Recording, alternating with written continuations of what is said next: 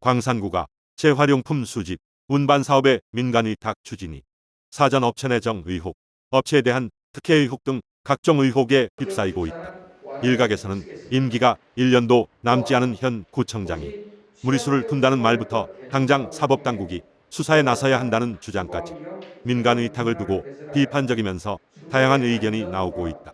재활용품 수집, 운반 사업과 관련한 논란이 일 때마다 소환되는 광산구청 A국장. 해당 국장은 이미 퇴직한 이후임에도 불구하고 논란의 중심으로 부상하고 있는 이유는 무엇일지 추가로 취재할 예정이다.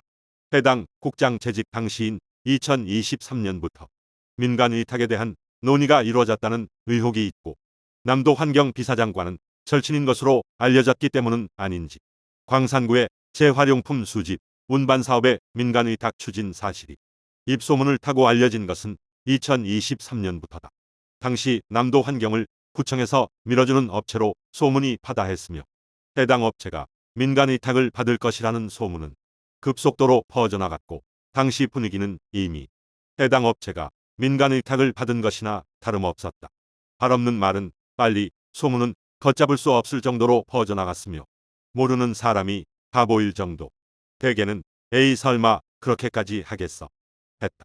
설마 하는 마음에 지켜보는 눈은 커져나갔다. 설마가 사람 잡는 법, 아니 땐 굴뚝에 연기 나지 않는다. 광산구청은 온갖 특혜를 주면서까지 소문난 해당 업체를 최종 사업자로 선정하는 과감한 행정을 보여주면서 소문을 현실로 확인시켜주는 대담함을 보였다. 광산구청과 광산구 시설관리공단에 따르면 지난 6월 광산구 공동주택 재활용품 수집, 운반, 민간대행 용역 입찰 결과 남도 환경이 최종 사업자로 선정됐다. 현재 위탁 업무를 수행하고 있다. 당시 남도 환경 관계자는 모두 11개 업체가 입찰에 참여할 것이라는 말을 했지만 겨우 2곳의 업체만 입찰에 참여했다.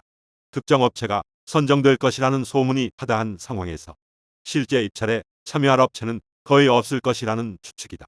광산구청은 재활용품 수집, 운반 사업의 민간 의탁을 추진하면서 수십억 원의 예산을 추가로 투입하고 사업자에게 유리한 조건을 제시했다는 의혹, 또 입찰 과정에서 특정 업체에 유리한 조건이 제시됐다는 의혹도 제기됐다. 통상 입찰은 해당 업무 수행에 필요한 차고지, 장비, 인력 등을 사전에 갖출 것을 요구하는 반면 이번 입찰에서는 입찰에서 정해진 업체가 계약 체결 전까지 관련 조건을 갖출 수 있는 자로 자격 요건을 완화해주는 전례가 없는 매우 대단한 특혜를 베풀었다. 실제 사업자는 입찰 전 관련 조건을 갖추지 못했으나 사업 시작 5일 전에 겨우 이를 충족한 것으로 최종 확인됐다. 따라서 이번 입찰은 남도 환경이라는 특정 업체를 위한 입찰이며 해당 업체에 특혜를 주기로 광산구청에서 작정했다는 등 사전 업체 내정설이 매우 구체적으로 확인된 셈이다.